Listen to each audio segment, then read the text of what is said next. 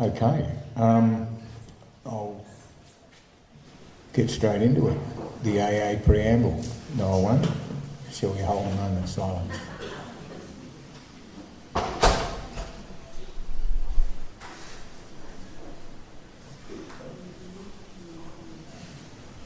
Thank you. Alcoholics Anonymous is a fellowship of people who share their experience, strength and hope with each other, that they may solve their common problem and help others to recover from alcoholism. The only requirement for membership is a desire to stop drinking. There are no dues or fees for AA membership. We are self-supporting through our own contributions. AA is not allied with any sect, denomination, politics, organisation or institution. Does not wish to engage in any controversy, neither endorses nor opposes any causes. Our primary purpose is to stay sober and help other alcoholics to achieve sobriety. Okay, we've got 3 speakers this afternoon, and we'll start with Jodie, please.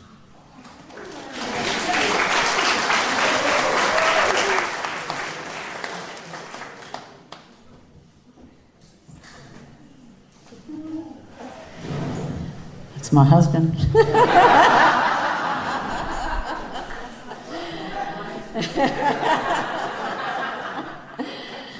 Oh, for those people. Hi, I'm Jodie and I'm an alcoholic. And so today, by the grace of God, as I understand Him. And I just cannot believe this room. It's just absolute magic to see the sea of faces that has come for this rally this year. Like, what an absolute blessing. You know, it's just absolutely amazing. And I'm nervous because there's so many people. I just have to trust God. And I tried not to plan what I was going to speak about today. You know, I just want to trust God, you know, because I just want to talk from the heart. And that's what Alcoholics Anonymous has taught me. You know, it's just the most amazing fellowship. And just briefly, you know, I started drinking when I was approximately 12 years old and come from an alcoholic family, and it was just about, you know, pooling our money together and getting as much grog as we could to get as drunk as we could. And when I had my first drink, I thought it was the greatest thing on earth, and I just, you know, felt beautiful and felt confident. But I had a blackout right from my very first drink, and I remember that because I stayed at my best friend's place, and we had to go back to her place, and I loved her mother. You know, she was such a beautiful mother, and I wanted her to be my mother. And I was horrified at the thought if she had seen me that drunk. But I never said anything, you know. And most of my drinking story is secondhand news. I had no idea what I did. You know, it was probably 5 times out of all the years that I drank that I actually remember what happened the night before. And people used to jump over their, you know, trip over their feet to let me know what I'd done, and I just hated it, and I hated it. You know, and it went on and on and on. And probably the last 3 years of my life, of my drinking life, I gave up drinking every single time that I drank. So I don't really remember what happened, but I vividly remember how I used to wake up with that guilt, shame and remorse, that bewilderment. It's like, what have I done? Who's seen me? I've done it again. And when I turned 20, I fell pregnant with my first child, and I thought, this is it. This is my chance in life. I'm just going to be the best mother that I can be. And I drank right through that pregnancy. I just could not stay sober. I was so jealous of other people, you know, when I saw them drinking, it's like, well, I'm missing out, you know. And I drank through that and the shame of that. And I didn't drink without knowledge. Like I went to school, and there was a fellow at my school, and he actually, half his face was caved in because his mother drank when she was pregnant with him, and he you know, he was born deformed. So I knew, but I would push it aside. And I kept doing it and did horrendous things, you know. And horrendous things happened when I was drinking that you would think that you would never pick up a drink for the rest of your life if that happened. You know, yeah, here I go again, Friday night, and do it again. And I was a binge drinker. I didn't drink every day except for when I was 17. And that's why I didn't think I was an alcoholic. You know, and it just came the time, you know, I'll fast forward to when my last drink, because that's the drink that I really thought about, you know. Prior to that, every time I, you know, was in deep trouble, I would pray to God, God, get me out of this one, I'll do anything, I promise. please, please, I'll never sleep with another bloke if you get me out of this one, and I meant those prayers, and I promised all the time that I was never going to do it again. I promise. And Chris often shares, I hope you don't mind me mentioning your name, Chris, but I just love it because it resonates with me. If I had been on a lie detector machine at the time, I would have passed with flying colours, because I honestly meant those promises, yet the next day be doing it again. And it was just insane, And anyway, my last drink, I played netball, and I didn't know a lot of people at the time, a lot of ladies at the time, and I never drank at home, never. I always went out to drink. And this day, this lady came around who was in the netball. I didn't really know her, and she came around with a cask of wine and asked me if I wanted to drink. And I said yes, which was very unusual for me to do that. And she told me about a party that was in my street. And then my ex-husband came home and he told me that we'd been invited around to these people's place, and I knew they were huge drinkers. And we were actually getting on, and so I didn't want to wreck it. And I said, I'll come, but I'm not going to drink. And he was elated. He hated me drinking, so he was stoked, And so I packed the kids' stuff and we went around to this house, and, I bathed the kids there, making me look like a really good mother. And I came out and everyone had a stubby in front of them. And I went, bugger it, I'll just have one. And I remember how Al looked at me like it was yesterday. And my attitude changed straight away. Don't be telling me what to do. I'll be doing what I'm doing, And I don't remember leaving that house, but somehow in that blackout, my subconscious must have remembered that there was a party on in the street, and I went up to that party and I abused the women, and for some reason went inside their house and I smashed all their house, and they pushed me out their front lawn and they hosed me off their front lawn, and I was married with 2 kids, and this is how I'm carrying on. And I ran next door and I said, there's rapists and murderers next door, call the police, and they called the police. And I thought they called the police because they believed me. There's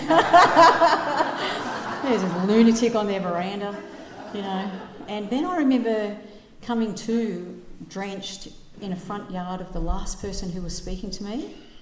And then I remember and then I woke up in my bed at home. And I come down the stairs and my husband said to me, who raped you, Jodie? And I was horrified and humiliated because I'd been saying that again. And I just went in my room, and I've had many, many, many rock bottoms, but this day was different.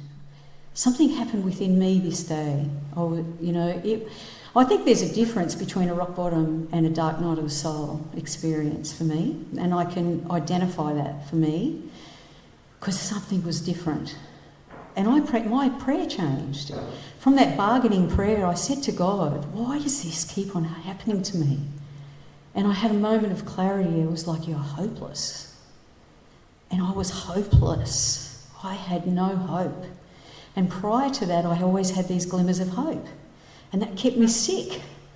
I needed that hopelessness. I needed that experience of nothing left to try. Nothing left to try. And I believe that was my surrender. And God in his wisdom sent those 2 women to my house the next day, which was just absolute magic. The lady from netball, she told me everything that I did at that party because they were her friends. And that's how I know, second-hand news. And the other lady who come and seen me was the lady whose yard I was in. And I started whinging and whining to her about what had happened because I felt so guilty and I wanted some sympathy and everything, and she just wouldn't cop it.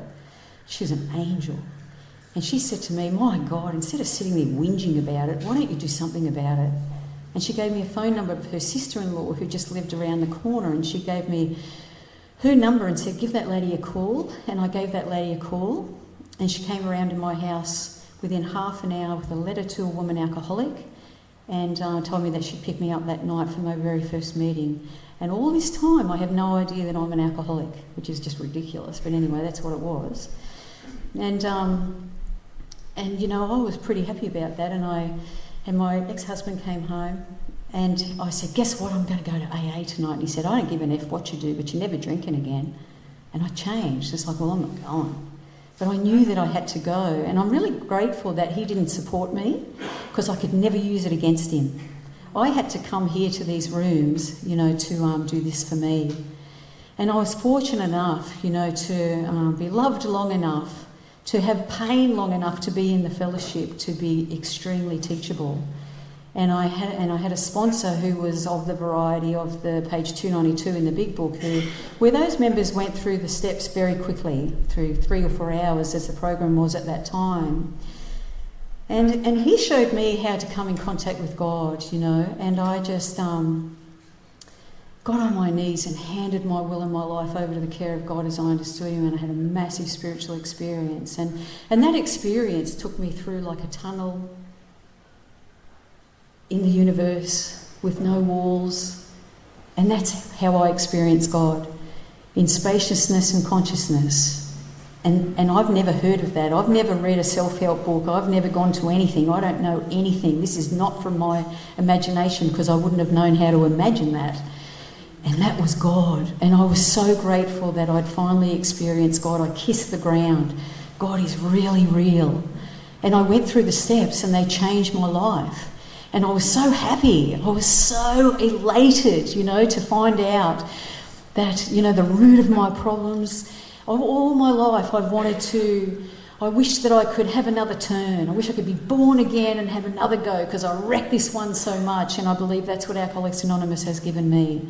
You know, to be born again, to have another chance at this life. And I've stuck really closely to this fellowship, and amazing things have happened, you know. Build the fellowship you crave, and here we are. You know, how beautiful. These are the most special times, you know, where we have fellowship and love. You know, there hasn't been a problem yet that I've gone through that I haven't been able to share with fellow members and in my home group with a loving God. And you know, I am, and I'll finish on this, you know, I for 20 years was somebody who was an advocate of no relationships in Alcoholics Anonymous. Because my sponsor said, people come here to get well, Jodie, they don't come here to meet you. And I was online, and I saw Vic, you know, he was on this computer, and we were, you know, chatting, and there was a mutual friend who was singing this night, and we were going to all meet and have dinner and everything, and, you know, listen to this lady sing. And when I arrived, it was only Vic and I. It was like a bit of a setup, I thought. But I wanted this man to know, like, he's an AA member. I don't think anything's going to happen for you tonight, buddy. You know. And I said, I don't date people in AA. And he said, well, that's all right, I'm not here to marry you. So we had a wonderful evening, you know. And then after that, you know, we just kept bumping into each other, and we kept meeting each other. And I surrendered, because he's just so gorgeous. I mean, how can I let him go? But I knew my heart, and I knew my intention, and it was very true and honest. You know, I knew that I was going to be willing to put everything into this. And, you know, we've been together for 13 years, and we were married in 2022, so he fibbed. He did want to marry me. But, you know, how beautiful it is to share with somebody that I love the joys of recovery. You know, when the joys of God come into our lives, I have Vic that I can share that with, and that for me is gold. And I hope everyone has a wonderful weekend. I thank you all for coming, because it wouldn't be as special as it is without you. God bless.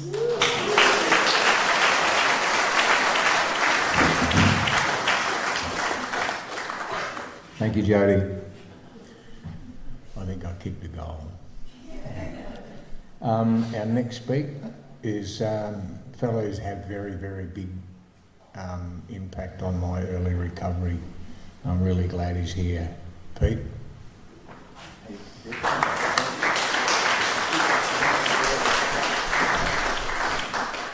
There's seats up the front here, you guys standing up the back if you want.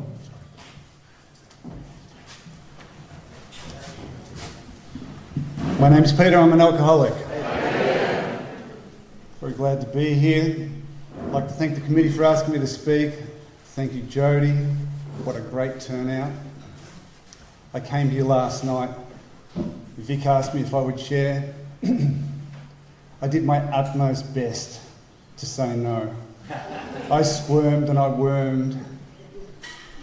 I made excuses. But there's a part of me that knows different. I've been in Alcoholics Anonymous now, sober, June 15, 1991, more than half my life. I'm a half-timer. I've been an active member of Alcoholics Anonymous for that period of time. I'm a 3 legacy guy. I'm involved in all areas of the Alcoholics Anonymous service structure. When I am doing that work, there's a part of me, Gary talked about it this morning, that knows differently. And when I'm standing there last night trying to tell him, look, I'm just visiting, I get asked to speak a lot, look, I'm sure there's other people, there's a part inside me that's saying, you got to do what you got to do. My feet have been schooled very well in Alcoholics Anonymous, and that is that I do what I'm asked to do in Alcoholics Anonymous. Whether I like it or not, that's what I do. I enjoyed Matthew last night. I met Matthew in Sydney. We did a roundup together that the guys in Sydney ran, and I'm glad to be here. My home group is the Melbourne Men's Group. It meets on a Thursday night. Most of you guys are welcome. We have a book study before the meeting. We have a main meeting. We get about 80 guys coming along to that meeting on a regular basis. We have a treatment facility, bring in newcomers, and it's a target-rich environment to find guys to help. And Vic said to me, he said, you can talk about anything. Well, it'll be interesting to see where that goes. I was on the Sunshine Coast for 7 years. I love the Sunshine Coast. I got actively involved in the fellowship up here, and unfortunately my wife wanted to go back to her family, and I got drawn back to Melbourne. And God's got me where I need to be. I need to be in Melbourne. Maybe I need to be at the Sunshine Coast for that 7 years while I was here, but now I need to be in Melbourne. And I was asked to come and do something on Tuesday at a group I had a little bit to do with, and I booked the ticket to come up, and I wanted to catch up with my mate Chris, who's my best mate in AA, and don't do that again. And I did this in Sydney. And I wanted to come and see him, and then we're at the National Convention in Sydney, and I looked at the dates, and turned out the May weekend's on the same weekend, and I land here, and I land in the middle of this, and I was a bit taken aback. So anyway, I'm here. I welcome all the guys, and I know there's a lot of guys from the treatment facility that have come to Alcoholics Anonymous and come and have a look here. Look, I welcome you guys. I don't want to talk too long about drinking, but let me tell you, when I was a 15-year-old kid and I didn't seem to fit into life, and there was something missing, and I just felt different, apart from, separate to. I couldn't join the group. I was on the outside of life looking in. It was just, life was difficult. Don't know why. I have no reason to say that wasn't my upbringing for me to be like that, but that's just how I was. And I shared a bottle of Brandivino with a guy that's tantamount to like petrol. It's rubbish. If anybody knows what Brandivino, the older guys would, it's just rubbish. But I shared a bottle of Brandivino with this guy, and I felt significantly better. Now, I was 15 years old when I shared that bottle. I can remember that as clear as standing here talking to you guys today, and I'm 65. That the impact that bottle of Brandivino had on me was sudden and profound. I instantaneously felt happily and usefully whole when I drank that. I didn't feel like I was on the outside of life looking in anymore. I felt part of. It enabled me to join the group. It gave me a sense of unity and union with other people. Fast forward to when I walked into my first meeting of Alcoholics Anonymous in early of 1991, doing a maintenance program of outside issues, and I still wasn't sober until in June. But when I walked into my first meeting, I walked in there feeling different, that nobody would understand, that my case is different, that the things that I've done, and I heard 7 life-saving and life-changing stories that changed my life. The impact that meeting had on me was sudden and profound, and in hindsight, looking back, life flew forward, but understood looking backwards, and I understood what happened to me in that room is that I discovered in that room the same thing I discovered in drink. I discovered a sense of union and unity with other people. You see, I drank for unity. I drank to be part of. I drank because I wanted to be connected to. I drank because I didn't want to suffer from anxious apartness. And when I came to Alcoholics Anonymous, terminally unique that nobody understood, I heard 7 life-saving stories. I could tell you the lady who sat in the chair, I can remember 5 of the members who spoke that day. That's how impactful that meeting was on me. It took me from a place of on the outside looking in, dropped me right in the middle. And I fell in love with Alcoholics Anonymous. But I come to Alcoholics Anonymous understanding a little bit about the way that I drank. I knew the way that I drank was a little different. I know that when I start drinking, I don't have an off switch. I behave badly. I'm the guy you talk about in The Real Alcoholic. I'm more or less insanely drunk. I'm seldom mildly intoxicated. I'm the guy who is... You don't make a mistake. If I'm drinking, you know it. You don't have to be scratching your head. I wonder if he's had a few drinks. I am disgustingly and dangerously antisocial. I am a guy who's a menace when I drink. That's how I drink. And I can't change that. I don't have control when I drink. And I knew that when I came to Alcoholics Anonymous. Well-meaning people surrounded me all my drinking career and told me that I'm a nice bloke when I'm sober, but when I drink, I change. A lot of them were girls, and I'd drink to try and get a bit of Dutch courage to talk to them because I was so damn shy without it, and I'd overshoot the mark and it wouldn't happen anyway.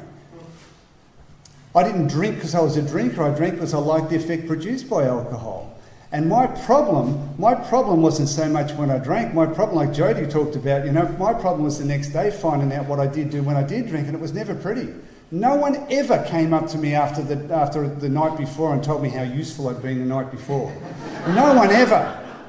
If I would wake up the next day or come to wherever that was, there was nobody who was going to come and fill in the blank spots and say how kind I was when I helped that old lady push her car up the road because she ran out of petrol. It was like, you did this and you did that, and you shouldn't drink. I got this problem that when I drink, I get into strife. But I tell you, my sobriety, my abstinence is so damn uncomfortable that it drives me back to drink. Alcohol, and be very sure that I want to qualify this, alcohol is not my problem, it's the solution to how I feel when I'm sober. I have problems when I drink, but my real problems happen when I'm sober. And when I was a 15-year-old kid, I found a solution to that problem. I found something that solves that. I found a tested and tried proven formula for removing my uncomfortable feelings in abstinence, and it was called drinking. I came to Alcoholics Anonymous with a bit of knowledge, knowing that stopping drinking didn't solve my problem. I joined a fellowship, something that was wonderful to be a part of, to join in brotherly and harmonious action, and to feel part of. But that in itself wouldn't sustain me. I knew there had to be a little bit more to be done in Alcoholics Anonymous, more than stopping drinking, because as stopping drinking was Gary talked about it this morning. In the 12 steps behind me, there's 200 black words on the banner. Don't count them. You don't need to. Don't ask me why I know that, but I do. But there's 200 black words on the banner behind me. The 7th word mentions alcohol, not mentioned again. There's nothing in the Alcoholics Anonymous literature that tells me how to stop drinking. No pamphlets, not in the big book, not anywhere. Actually, the big book says, well, if I don't think I'm an alcoholic, I should go drink to try and test that out. So that being sober, stopping drinking, is like not the goal of Alcoholics Anonymous, but the doorway that enables me to walk in. AA doesn't care how I achieve it, whether I achieve it in a treatment facility, whether I speak every day, every week in a jail. I go to jail every week. I tell the guys in there, if being sober is the answer, I just need to punch a cop, end up with you guys, and I'm going to get sober. But being sober is not the answer in Alcoholics Anonymous. It's the doorway. What do I need to do in Alcoholics Anonymous to be comfortable enough to not feel my abstinence drives me back to drink? And that's where they told me, we've got a program for that. The 200 black words on the banner behind me, that's the on-the-wall program. But if I want to know how the program works, I've got to go to the instruction manual that Matthew's got sitting right in front of him.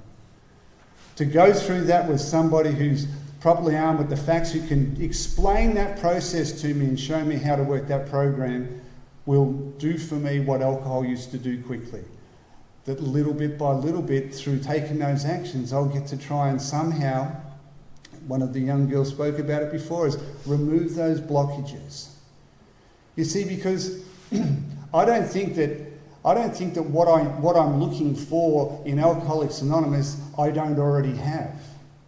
I very much I very much go with the concept of God, and it seemed to be that every arrow in the book tells me where I need to go to look for the concept of God, or where this God is going to be, isn't out there, and it's not at a church. And I'm not saying there's anything wrong with churches or out there, but it tells me that deep down inside me is where I'm going to find God. You see, my problem is that I don't have God. My problem is that I'm just a little bit blocked of God, and the way I'm blocked with God is I'm just a little bit too full of me.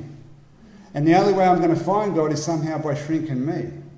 You know, I'm a selfish, self-centered, self-serving individual. I am absolutely, totally consumed with me. Everything is about me. And the only way that I can reduce me is to somehow start to take actions that are going to reduce me. My problem is that I don't think enough about me. My problem is that I think too much about me. My problem is that I can't think of anybody else but me. And the program of Alcoholics Anonymous has shown me how little bit by little bit I can start to reduce me by starting to turn to. You know, I think about, well, what's God?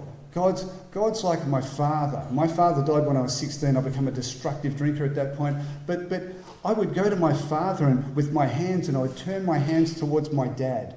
And I would say, you know what? I can't do this. Can you help me? And this is what I'm asked to do in the second step. This is what I'm asked to do in Alcoholics Anonymous. I'm not handing stuff off and losing responsibility for it. I'm turning to and I'm asking for help. And I turn to God and I ask for help, and what do I need to do? And the program of Alcoholics Anonymous starts to take me through that. The process of Alcoholics Anonymous is a process of removal, not addition. I don't need to get anything. I need to get rid of the stuff I picked up. I've got a lot of stuff I don't need. I think I landed here reasonably well, and over the course of however many years before I came into Alcoholics Anonymous, I attracted a lot of stuff I don't need. You know, Chuck Chamberlain used to talk about it. It was uncovering, discovering, discarding. I need to get rid of. I don't have to find anything. You know, what I need to find is already there. I just need to re-engage with it. And you know what? And that's that fun police. It's always been there. The fun police is always, this is not a good idea, you shouldn't be doing this, you know, and I didn't want to hear it. But you know, when I'm clear of me, when I am able to shrink me enough to hear that voice is loud and clear, like Gary talked about it this morning. I know the fundamental difference between right and wrong. I know what right actions that I should be taking. The greatest catalyst toward me walking and moving in that direction has been working with other alcoholics. My problem is I think too much about me. The only way I can be distracted with thinking about me is by trying to help somebody else. Chris talks about it. You know, I have the privilege of working with a lot of guys, and they ring me at really inconvenient times. I mean, I'm in the middle of me. And I look at my phone, I think, oh, you're kidding, you know?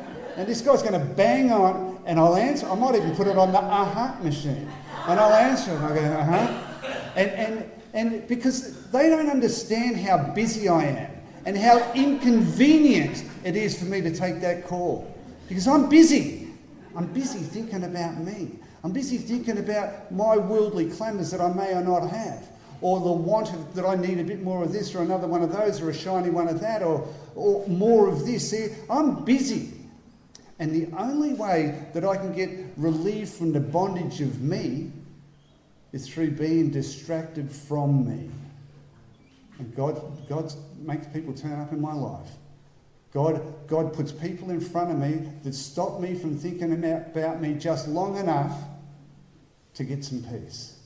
To somehow become a useful member of society, to be restored to sanity, to be happily and usefully whole. I thought I got happily and usefully whole when I drank.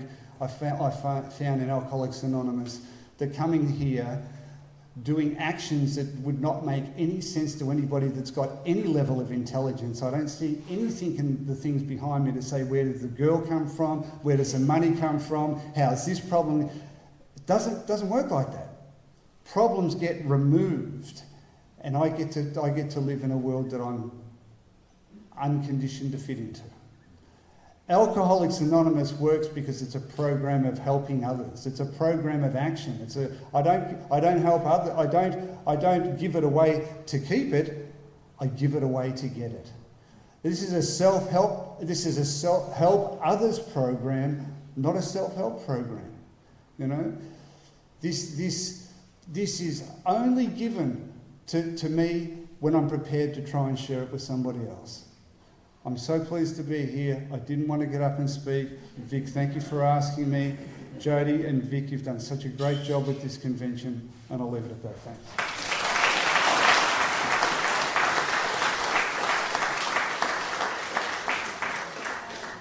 Thanks, Pete. Great to hear from you, mate. And now I'd like to introduce our guest from LA, Matthew M.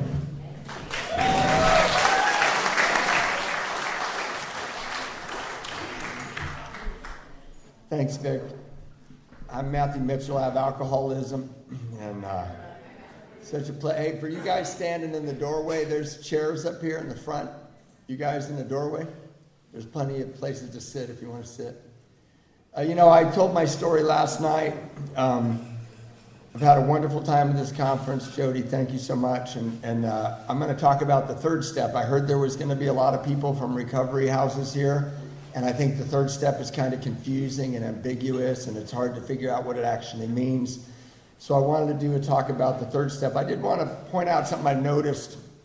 There's an alchemy in Alcoholics Anonymous. Alchemy is where you take base metals and somehow make gold, right? These two things don't add up to this thing, but somehow magically it does. And one of the reasons I know that this is a spiritual program by its very nature is we have one currency here, and you just saw it. Jody and Peter, they spent their currency on you. The only spiritual currency that exists in the whole universe is personal experience. That's all we have for spiritual currency. Now, I've raised 4 children in Alcoholics Anonymous. I've raised them since the day I got sober. My first daughter was born. All my children have not seen me drink, and I can tell you, besides all the love that children have brought into my life, they are expensive. They cost a lot of money. And I adopted a daughter when she was 12, at my wife's insistence, and when she was 16, I bought her a car, and she wrecked that car. And then I bought her another car, and she wrecked that car. And when I lent her the $5,000 for the third car, which I never saw that money again, by the way, I was $5,000 poorer. I gave her $5,000 to get her third car, and I didn't have $5,000 anymore. I just watched Jody and Peter come up here somewhat reluctantly. I saw Jody nervously shaking in the corner, and I saw Peter do the first 5 minutes of his pitch about how he didn't want to be up here. And they spent their currency on you, and I watched their spiritual wealth grow. And that's the alchemy of Alcoholics Anonymous. That's the alchemy of spirituality. When you give away your currency, you get richer. That does not happen in the material world. I look up at this prayer behind us. I love this prayer. I used to think it was such a dumb Bush League prayer. I really did. I'm like, oh, please, really? This is what you have for me? But I look up at that prayer, and I look at the words that are highlighted, serenity, courage, and wisdom. 3 things we don't have when we get here. I didn't walk into AA and I'm full of serenity and courage and wisdom. But I remember when I do this prayer, I think I'm all in with the serenity. The courage worries me because I don't have it. But I want it. And the wisdom I'm hungering for. And the thing about courage is I was mistaken about courage. I didn't understand the spiritual alchemy of courage. I thought courage meant confidence, bravery, wherewithal, some sort of overriding thing that would make me march forward. And that's not the alchemy of Alcoholics Anonymous. I've been reading the book, trying to get prepared for this. And if you read in the 12 and 12, I love the 12 and 12. During COVID, I did the steps with a lot of people who'd already done it out of the book, and I did it in the 12 and 12. And it talks about in step 3, willingness.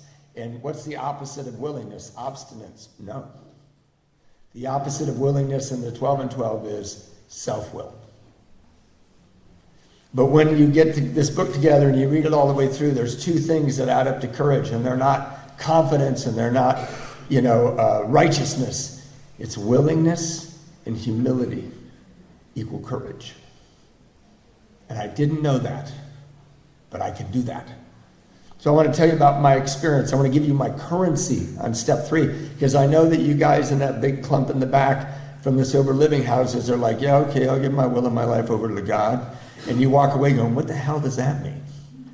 And I'll tell you, I had this sponsor I thought he was like maybe autistic or something, because I would come into his house and I go, you know what, I got a lot of problems. I have this baby and I don't know what to do with her mom, and I have so much due to the tax man. And he'd go, I think we're on page 44. And I'd be like, can you not hear me? It's like, I got real problems. And he'd go, yeah, it's 44, right? And so we're reading the book, and when we'd read the book together, when we got to a step, we did the step, and we were reading the 3rd step in the 12 and the big book, and I'm saying, you will have a new employer. And I thought, well, that's good. I don't actually have an employer, and then it said, you're like the man and the son in Florida. And I'm like, well, we just elected that guy president. And so I'm looking at all this, and it doesn't mean anything to me. And I'm in his little apartment, and he's got linoleum floors, and I walked through the gate, and they locked the gate behind me. Then I went into his apartment, he locked the door, and then we read this, and he goes, okay, now we're going to get on our knees, and we're going to hold hands, and I'm going to say this prayer, and you're going to repeat it after me. And I'm thinking, no, we're not. I'm not doing that, What, I've got Jeffrey Dahmer as a sponsor? It's like I'm all alone in here. The doors are locked. And he gets down on his knees, and I'm like, oh God, he looks so lonely down there. But I'm not going down there. Right? But I had a little willingness, just enough to get on my knees, and a little humility.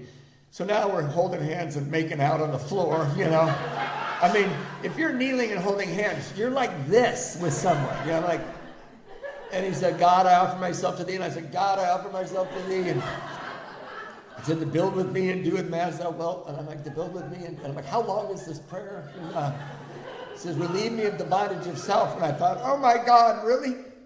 Can that really happen? Because I'm so sick of this. I'm so sick of me.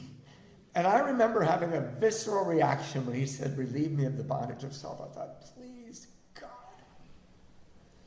And I stood up when we were done, and I had no experience. I was almost like, so do I sign something? Like, have I turned my will over now? Like, is this going to look different? And I just felt like, okay, that seemed weird.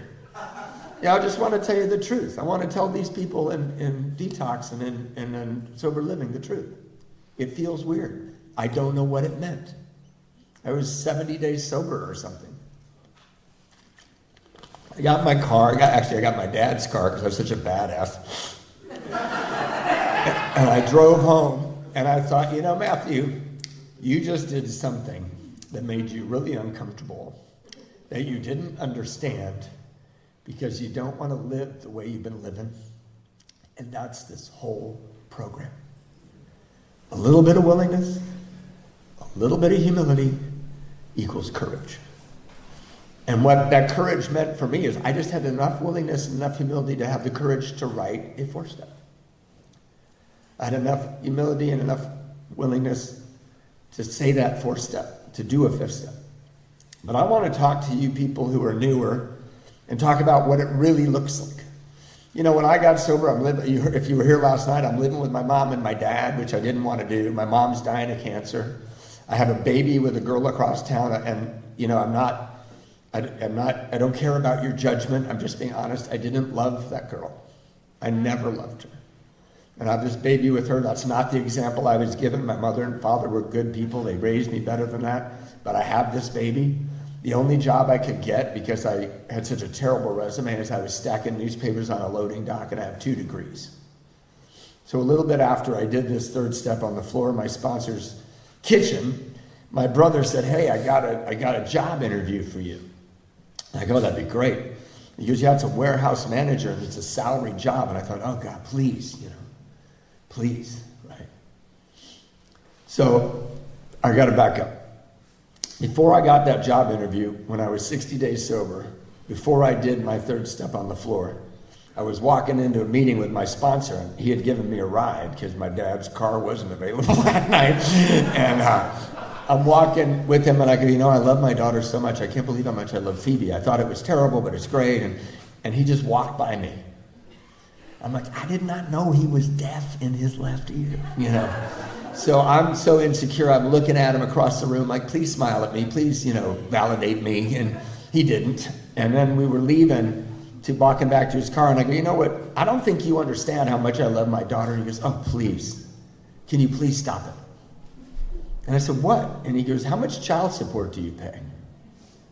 And I said, look, I live with my mom and my dad, and I work on a loading dock. He goes, I didn't ask what your circumstances were. I asked you how much child support do you pay? And I said, well, I don't pay any. And he said, then please stop trying to tell me that you love your daughter. Yeah, we had a real quiet ride home. Now I'm planning his death, and he's living in the present moment, unfettered by my anger. And I called her mom that night, my daughter's mom, and I said, I don't make any money, I really don't. I make minimum wage at a warehouse job, but I should probably help you. And she said, oh God, that would be so great. And I said, how much do you want? She goes, oh, no. Let's do a percentage of your paycheck, and you just pay that moving forward.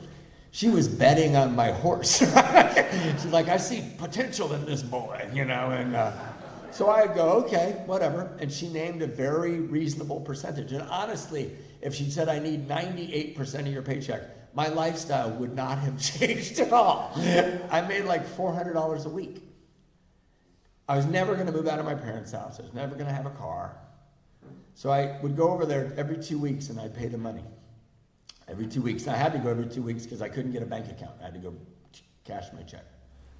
Now, a lot of you heard last night that when my daughter was born, I put a gun in my mouth. I wanted to die. I wanted to blow my head off because I couldn't be her dad. I couldn't live on the planet where functioning people behaved, and I really wanted to shoot myself, and my brother stopped me and took me to rehab.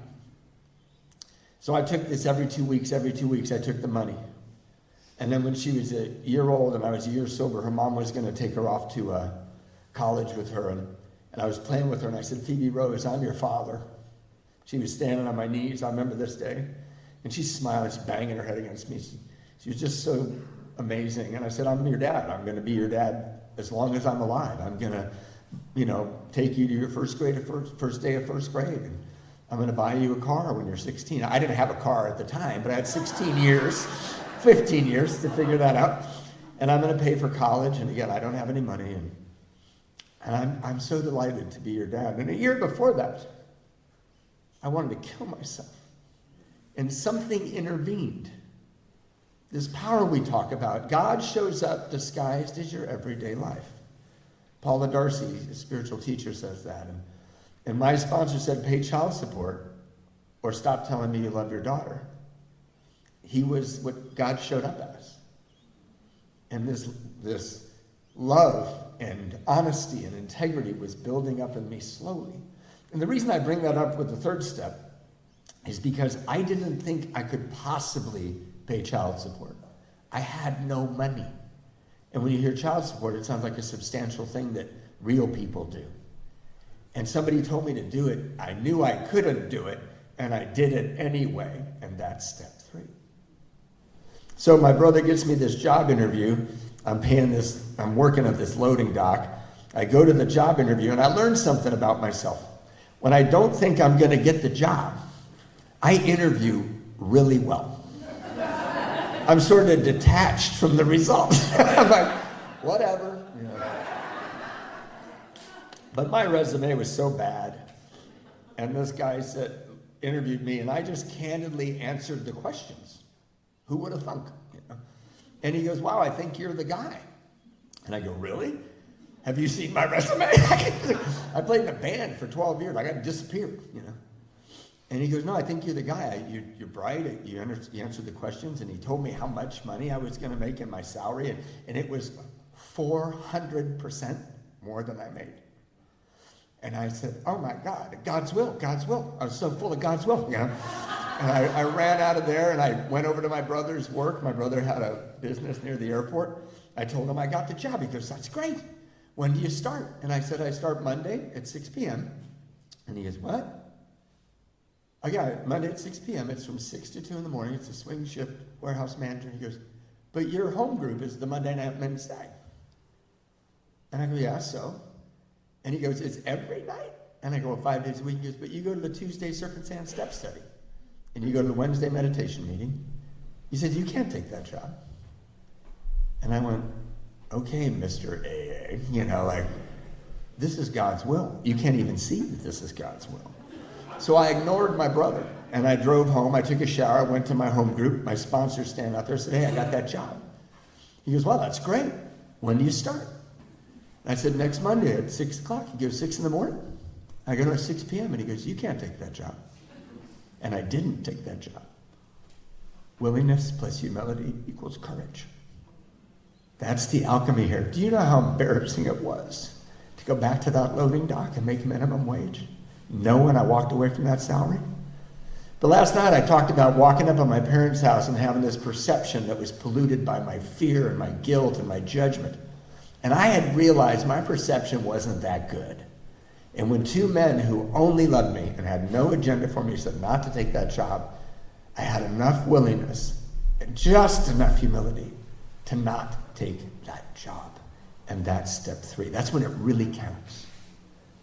So what became of that? Well, you know, I talked last night about grace. I think there's an alchemy here. Surrender, see the grace. I didn't see the grace right away when I was standing on that loading dock, you know. But a couple of months later, I was in my home group. It's almost a year sober, and this guy walks in, and we used to ask, is there anybody visiting from out of town? This guy said, my name's Kevin, and I'm visiting from Australia.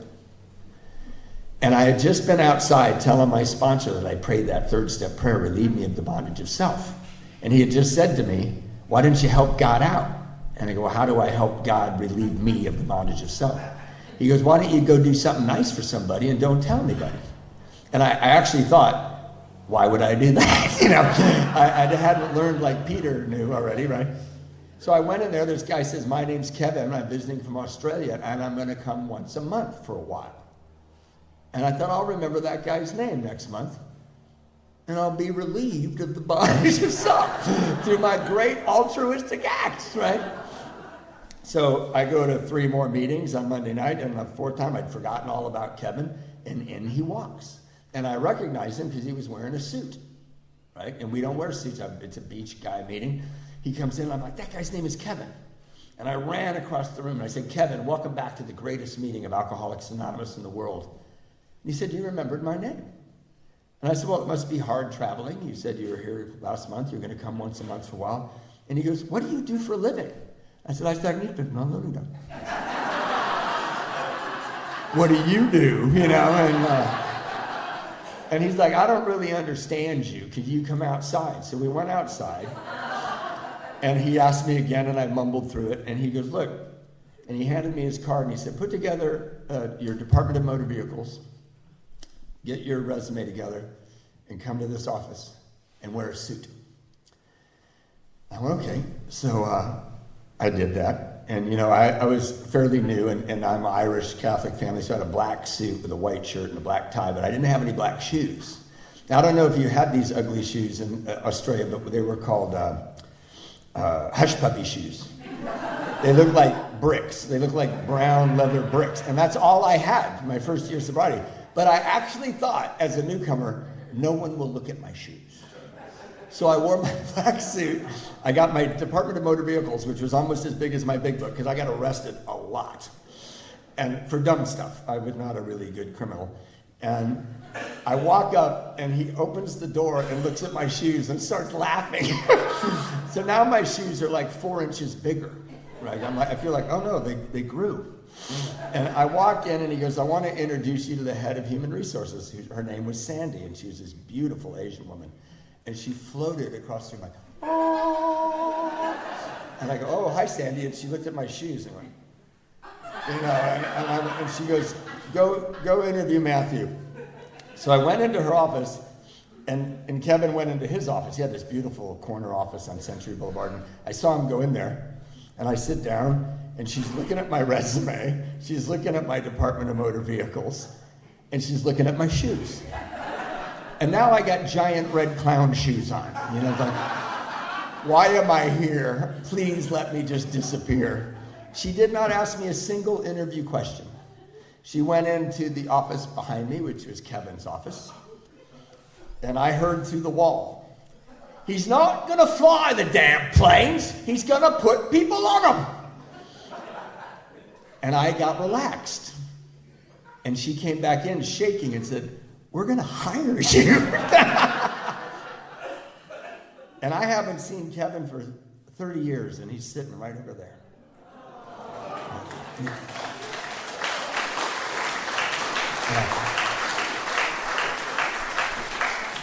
So why is that the third step?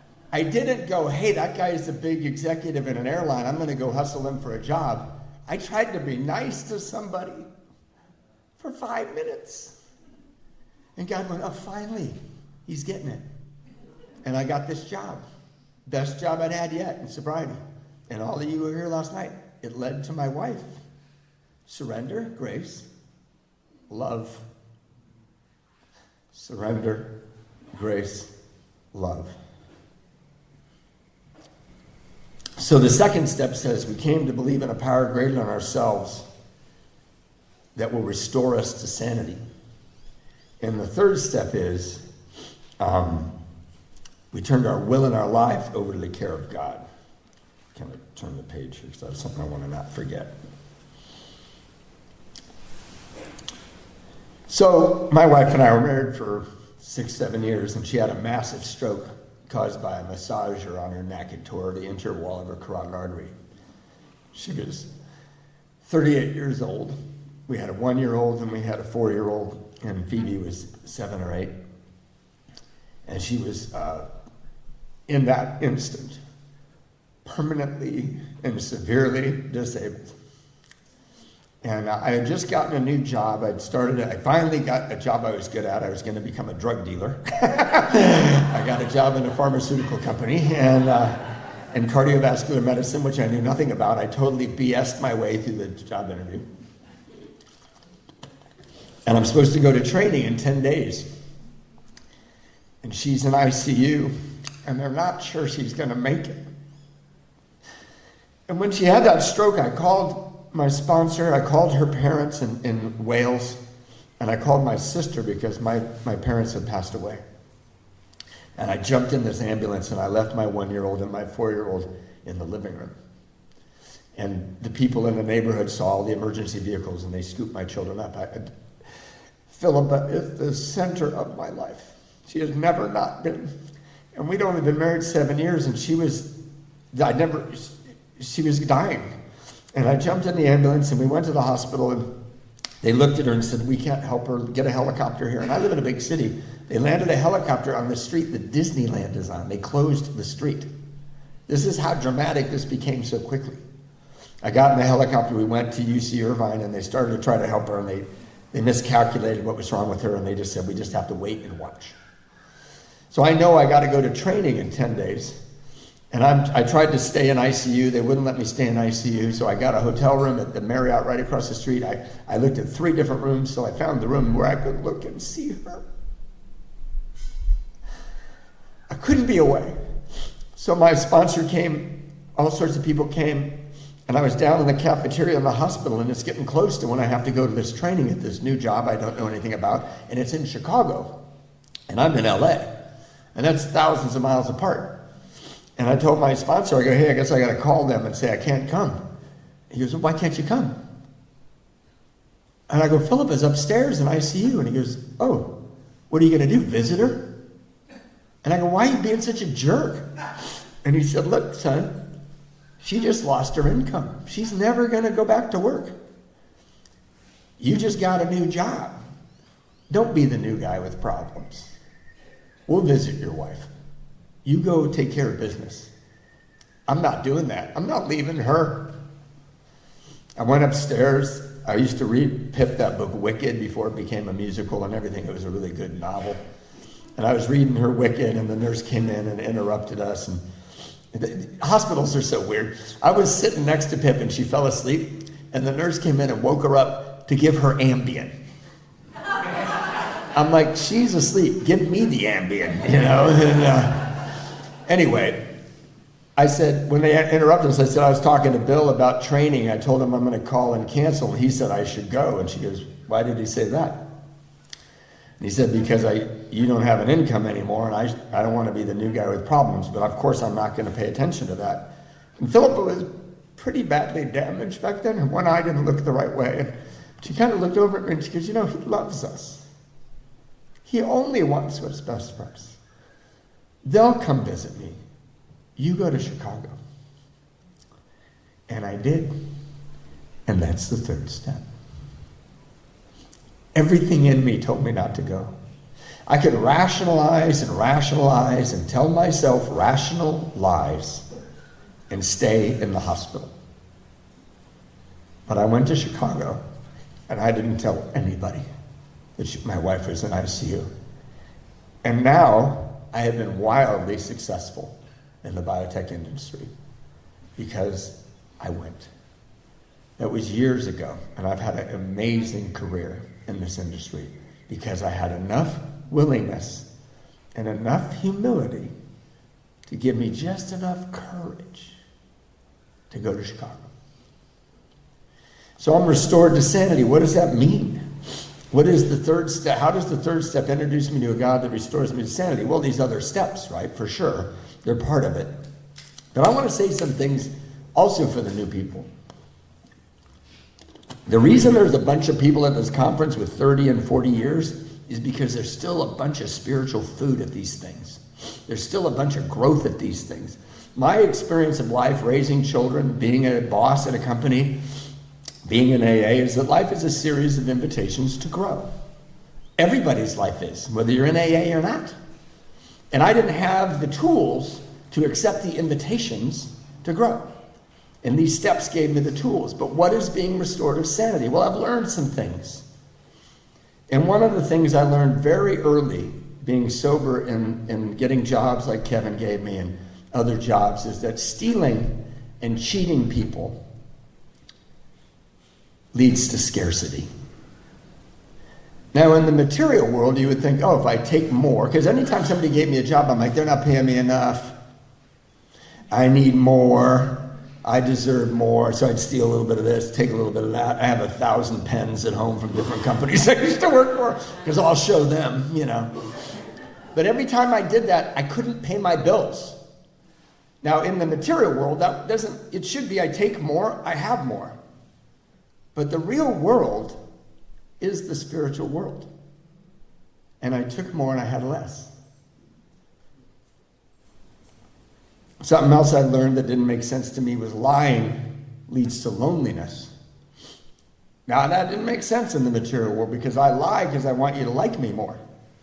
I cover up stuff I've done because I want you to think more of me. My sponsor, I did a fifth step with my sponsor. New guys, listen up. And one of their jobs when you do the fifth step is they reflect back your character defects. And he goes, hey, just a second here. Do you see how you lie to women so they'll sleep with you? And then you don't respect them because they're in love with somebody that doesn't exist? And I'm like, dude, don't tell me that. I want to have sex when I'm sober. And he goes, you don't have to lie to women to have sex. If you stop lying to women, you might have a relationship. So when I lie, it leads to loneliness when I thought it was going to lead to companionship. And even if it led to companionship, I'm really lonely because you actually think I'm somebody I'm not.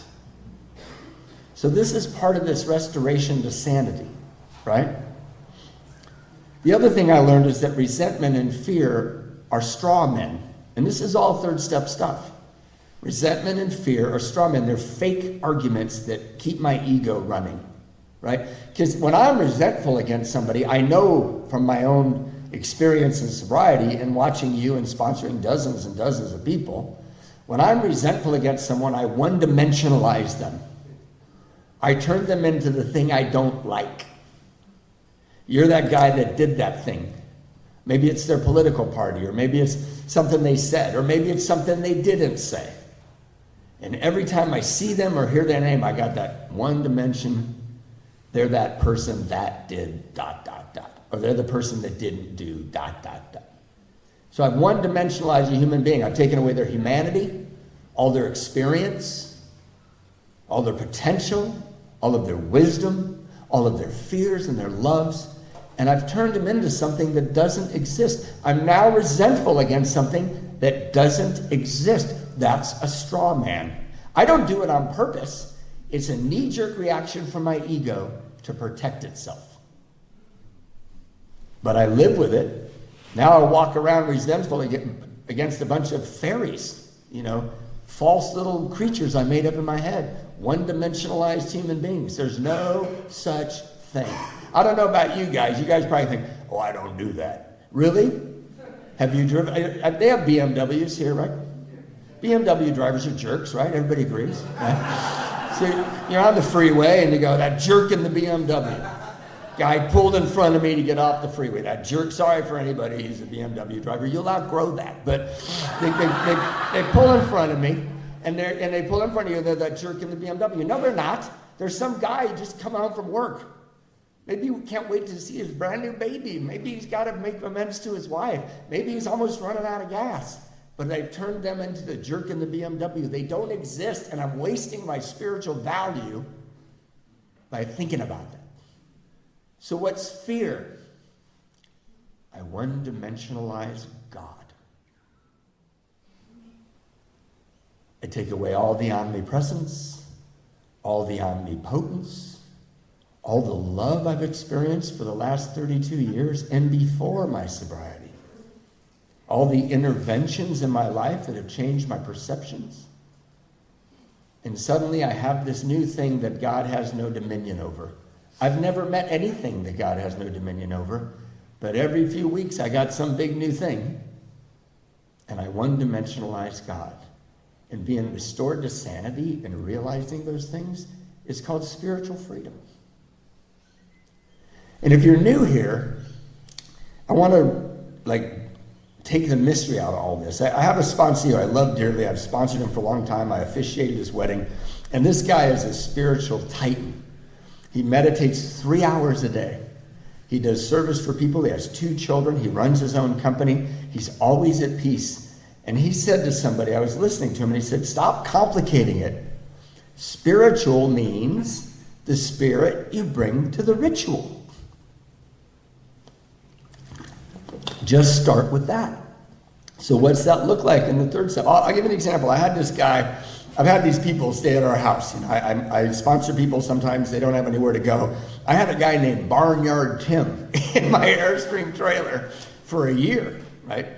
That was his nickname, and there was plenty of good reason to call him Barnyard Tim, right? And I remember I'd work all day, and I'd get ready, and I'd go, hey, Tim, let's go to the Monday Night Men's Stag, right? We drive up to the Monday Night Men's Stag. It's an hour from my house. I moved away from it, but I go up there every Monday.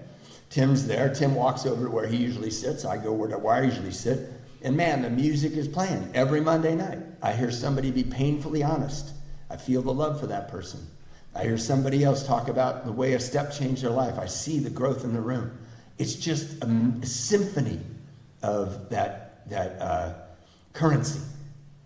And I get Tim, and we're going back to the car, and he goes, what a meeting, huh? And I go, wow, what a meeting. He goes, man, did you hear what phone bill said to electric bill? And I'm like, no, what? And he goes, they're never going to get over that. What about that thing that Bob shared? I bet you Keith is fuming. He brought a different spirit to the exact same ritual. I'm floating home, and he's all, my precious. That's it. So what does it look like today? I'll wind up because I know everybody wants to eat. So I got to be really honest, I'm 32 years sober, and it's right after COVID, COVID happened, and, I know COVID was a horrible thing. I'm in the medical business. A lot of people suffered, but I got close to my wife. I didn't have to travel. We had just become empty nesters. I really liked being with my wife, right? But I found out when I don't travel and when I'm not constantly distracted by things that take me out of the house, I really got a good look at me, you know? And I realized this is what it would look like.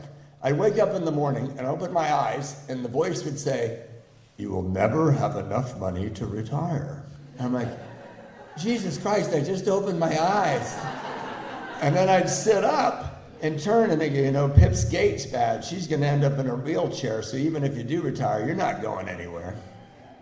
I'm like, okay. And my routine in the morning is I make a cup of coffee for Philippa, and then I meditate with a group of people on the phone. So I walk down the hallway, and then the voice says, your kids are their anxiety is going to come back for Rory. He's going to be hospitalized again. My son was hospitalized for extreme depression. I'm like, Jesus, man, my modem, my hard drive boots up in negative mode. I noticed this because I'm alone in COVID. And I get to the coffee pot and I go, oh, I forgot to take my powerless pill. Silly me. I forgot when I woke up, the first thing I'm supposed to do is take my powerless pill. Because why am I insane in the first place? I've been trying continually for years to exert power over things that I'm powerless over. That will drive you crazy. It did. It drove every one of us crazy. That's why we're here. So I forgot my powerless. Oh, if you're new, there's no pill. It's a metaphor. Like, don't come to the back of my car and go, hey man, you got any of them pills? I should sell sugar pills. Hey, here's a powerless pill, or $80. You know. $80 American. So I forgot to take my powerless pill. So what am I going to do? What is the spirit I'm going to bring to the ritual? I'm going to make the best cup of coffee for the woman I love that she's ever had. Being in perfect reality is the third step. Living in the prism of fear and guilt and projection is the opposite. So I'm sitting there in perfect reality. I get to make the woman I love a cup of coffee every morning. Surrendering to perfect reality is the third step. And really there's a real easy way to do it. Willingness and humility. And if you're sober a week or 40 years, you need those two things. Always. So I'm going to finish with this. Because it says in the big book, in the third step, you can pray a prayer something like this, right? And because it's, 2025, I do what my sponsor did. I do the third step prayer. I make them make out with me on the floor. And then I say, now go home and write a prayer. And your prayer should be, whatever words you use, that you are completely giving your will and your life to the care of God. And because I sponsor like that, I have received some outstanding prayers. And I have the permission of someone to read this prayer to you that they wrote for their third step prayer. And they are also in the room today. Perfect love, perfect healing, perfect spirit that animates and breathes life into everything. My loving God, I surrender every part of me into the fire of your transformative power. I offer myself completely over to your love, protection, grace, and provision. Help me to please let you guide and direct me from here forward. Help me, Great Spirit, to die to my old self. Let me die to the 1,000 big and small ways in which I am still building up my false self and trying to cling to false desires. Let me be reborn in you and see with your eyes and love with your heart the world and all others in the right way, so that all of my actions, words, and thoughts become a testimony to you in and through every single thing I do. I need your loving grace to travel on this road that leads to the death of my old self to a new life in and for you.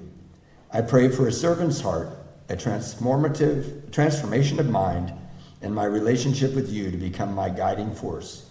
You are not one of many relationships, but my only relationship in which all others are grounded. In and through you, may I find my origin and my destiny. May I remember always to be grateful for my countless blessings, for everything I have is from you. May I from here forward perform your desires, your will on every occasion, under any circumstance, no matter what, forever. I love you. Thank you for letting me talk about this.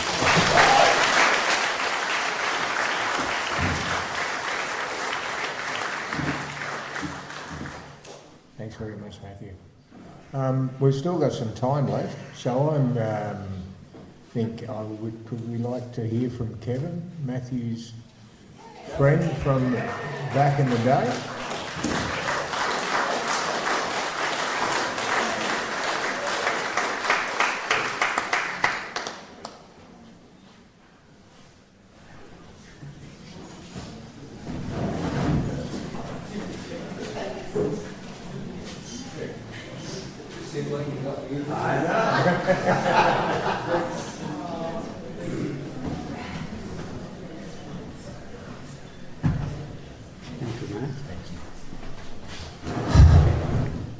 Wow, look at all these people.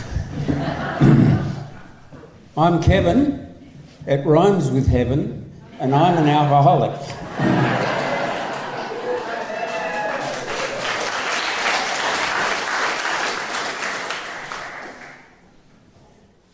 It was a very interesting rendition of the story.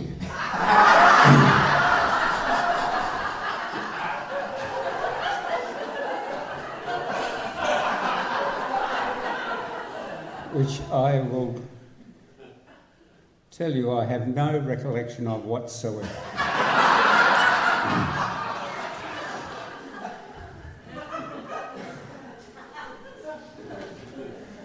I worked for an airline who shall remain unnamed,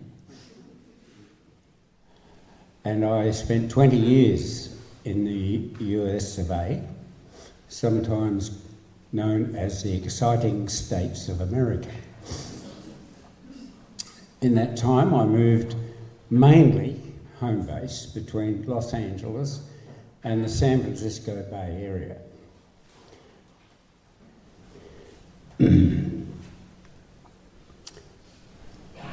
I wasn't that. I left the airline and started my own business. And I had about 630 employees who all loved me.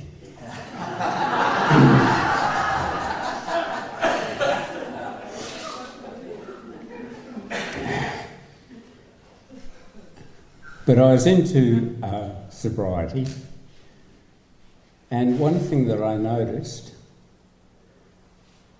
was a lot of people came into AA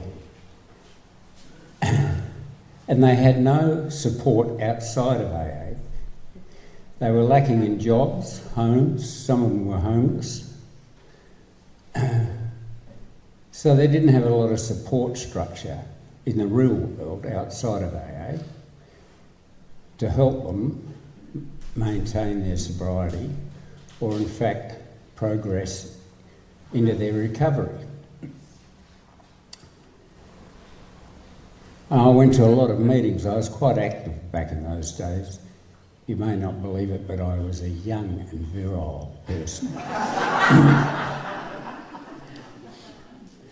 And I did offer some people who I met at meetings, like this larrikin, you know, the opportunity to come and work for my company. And it wasn't an AA job, it was a real job. And those people were expected to perform their duties as I had set the standard for that company. So some of them got fired simply because they didn't meet those standards. And I explained to them as they went out the door, this is the real world.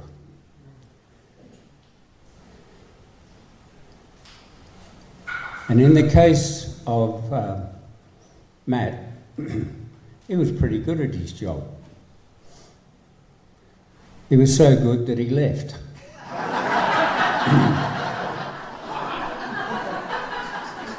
Of his own free will. And presumably moved to a better job. However, I lost touch with Matt. I didn't even think about Matt.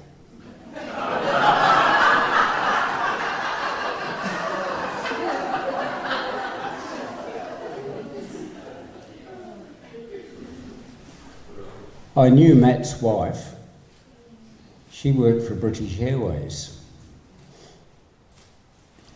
And it was kind of pleasing to see them get together because they were a very cute couple. But that was about the extent. I think we went sailing once. Yes, I took... you nearly killed me on the foredeck of the yacht.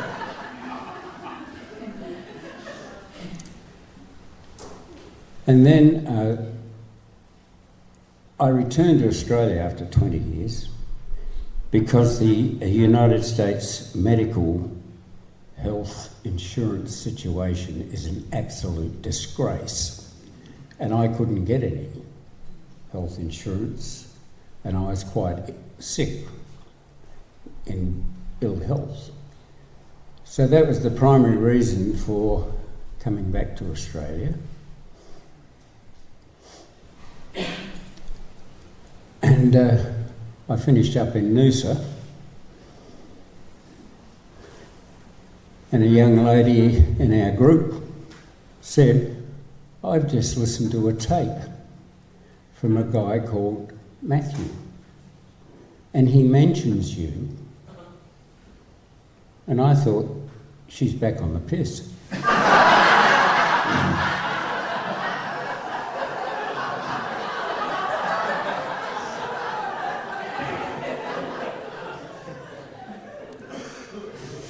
In any event, she told me what she'd heard, and it didn't click. I said, no, it couldn't be the same guy. Yesterday, and I heard about this conference here, and that there was an American coming from Los Angeles. That didn't mean anything to me. Los Angeles is a huge place. There are lots of meetings. The first meeting I went to in Los Angeles, there was about 600 people at it. And I thought, well, so what? Yesterday, this same lady called me on the phone, and she must have gone to a bit of trouble because she didn't have my number, so she obviously went to a bit of bother. And she said, "This guy, he's here, and he's it, and I spoke to him last night."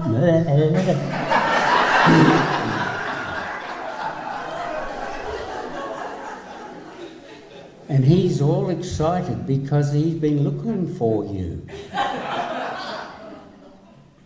Well, the last time anybody looked for me, they were in uniform.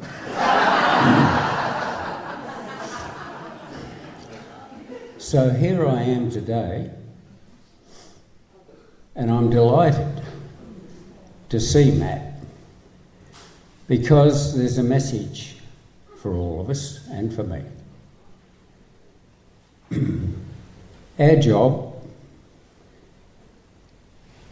is to stay sober and pass the message. Well, I've passed a lot of messages, and a lot of people haven't heard it, and they're either dead, drunk, in prison, or in an insane asylum. But some people have received the message and gone on to live fulfilling, sober, useful, and productive lives. I don't happen to be one of those,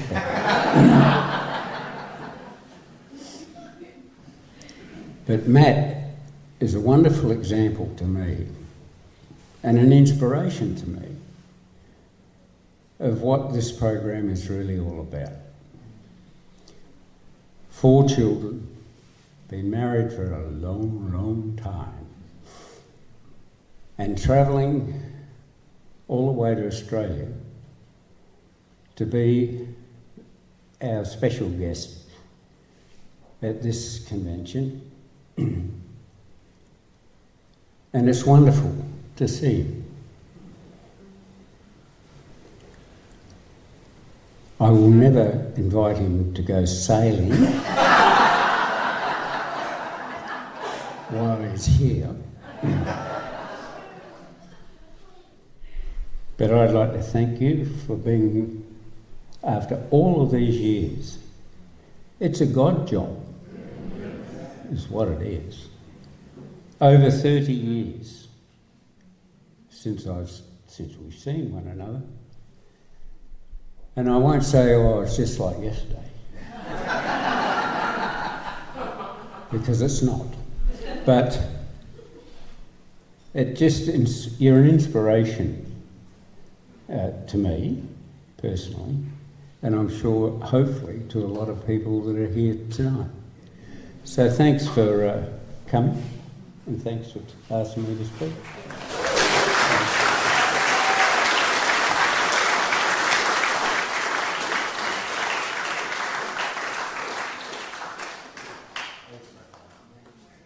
Thanks very much, Kev. What a story. We've still got more time. Ronnie, would you like to come up and share with us? Please.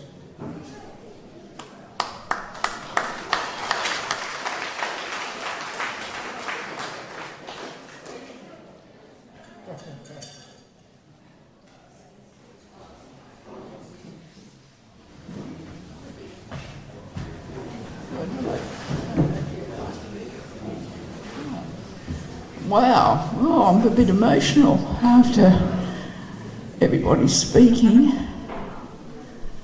My name's Ronnie and I'm an alcoholic. I'm an adult child of an alcoholic. And I have been to Al-Anon.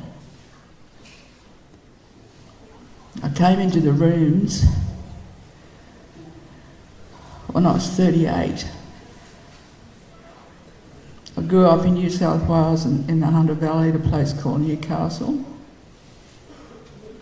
I started drinking when I went nursing when I was 17, whoopie doo-dah. It progressed till I was 38. I was a smoker. I have been a smoker, I'm not a smoker now.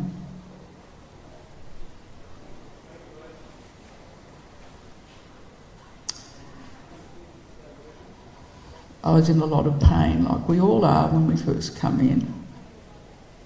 I saw pain was the leverage that I required. Well, I had a lot of pain, emotional. I didn't realise it was spiritual pain.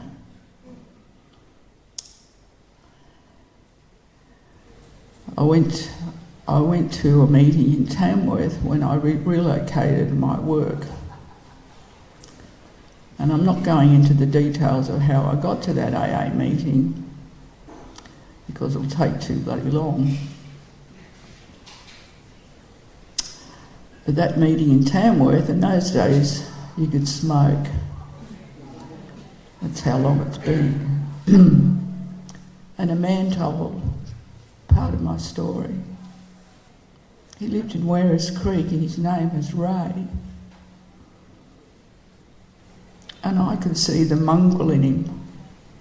And I could feel the mongrel in myself. And he walked me out to the room that night and he said, have you ever had a problem with alcohol? And I went, no. Because at the time I was a dry drunk. My partner said, if you don't stop drinking, you can leave. And the fear of leaving was greater than the fear to drink. So I stopped drinking, but then I went even more insane.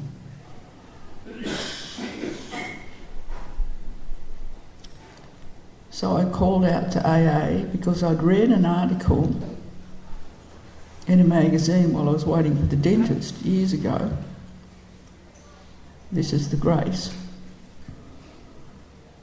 And it was about someone that had an eating disorder and went and found this program called Overeaters Anonymous.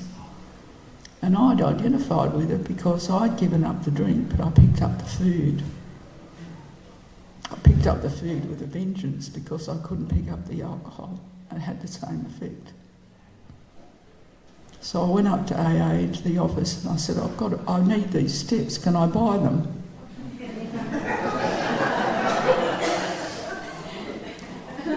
How long have I got? Another 5 minutes, okay. I'll do the short version.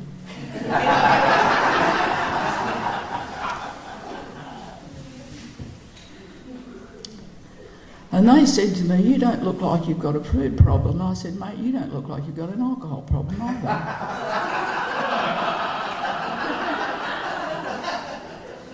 And we both laughed. I said, my problem's up here. He said, I get it. So I went to, this is in the late 80s, 88, March 88 I went in. Didn't stop drinking till October 88. I solidly believed that I did not have an alcohol problem, but I knew that I had a food disorder. They said, we've got a STEPS meeting and an ID meeting, which I knew I heard about. I'd read about the STEPS, I didn't know about the ID stuff. He said, we've got a meeting on Saturday night. Will you come? I said, yes. I was desperate. There was a presence in the room that night. It was an all. The men were dressed in suits. There was another woman who warned me about the 13th step. I was grateful for that. Because I think 2 guys tried to hit on me. I said to them, I don't bat for your team, mate.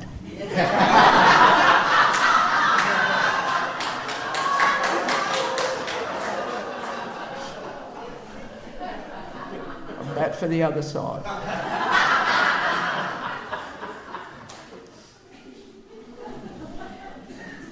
So anyway, 2 older sober members, both with wives and families, took me under their wing and helped me with this program. And I was telling someone the other day, I couldn't do the 4 steps according to the big book, I was so sick. So my sponsor said, just write it out. Well, in those days you had fool's cap pages. So I wrote an epistle. You know, I had 38 years to cover. And you know, that man sat there and listened to me read every bloody word. That's humility. That was my willingness. I realised that alcohol and food were the symptoms of a spiritual disease. Being a nurse, I thought, this is not a bloody disease, this is crazy. I came to accept that it wasn't a disease of the mind, the body and the spirit. I didn't have anywhere else to go. I was about to lose my partner. And I kept going back. I could identify with the insanity because I was mad. I could identify with the unmanageability, and I was working in mental health. And I was sicker than the people that had a label. They were diagnosed, I was undiagnosed. Yeah. So I stuck around. I've had sabbaticals through sobriety. Decided I didn't need the program for a while, had to have a break. But the pain comes back. Pain comes back. The symptomology comes back. And my perfectionism comes back. It's about, shrinking the ego. One time I went to see my sponsor and I said, "Oh mate, I've got ego," and he said, "Have you now?" I said, "Yeah." He said, "Well, tell me about it." I said, "I feel all right." I said, "Things are going well." He said, "I think we call that self-esteem, Rhonda." "Oh," I said, "self-esteem? Oh, I thought that sounds all right. So I haven't got ego." He said, "Look, you have got a bit."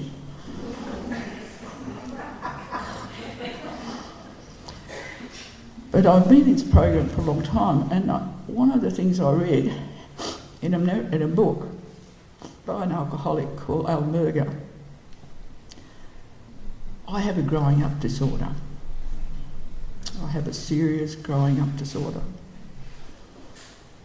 He describes physical sobriety like gravity. I learn to walk, stand upright, especially when I'm not drinking.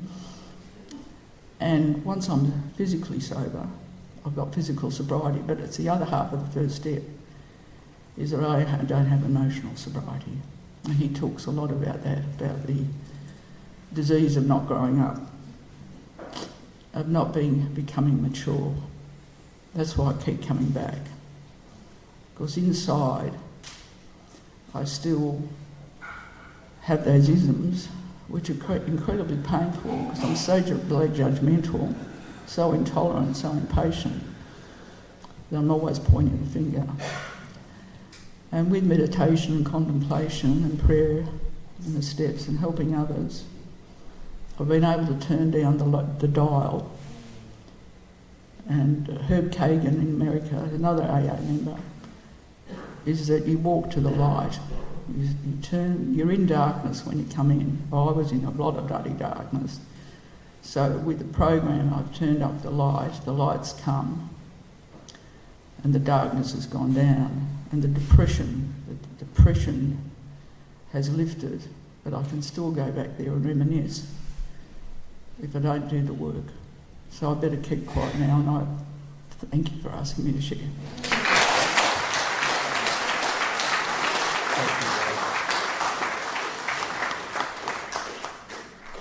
Thank you, Ronnie. Well, thanks everybody. That brings us to the end of the meeting. Thanks again to all of our speakers. And if I can ask everybody to be upstanding and join hands, and we'll finish the meeting our usual way.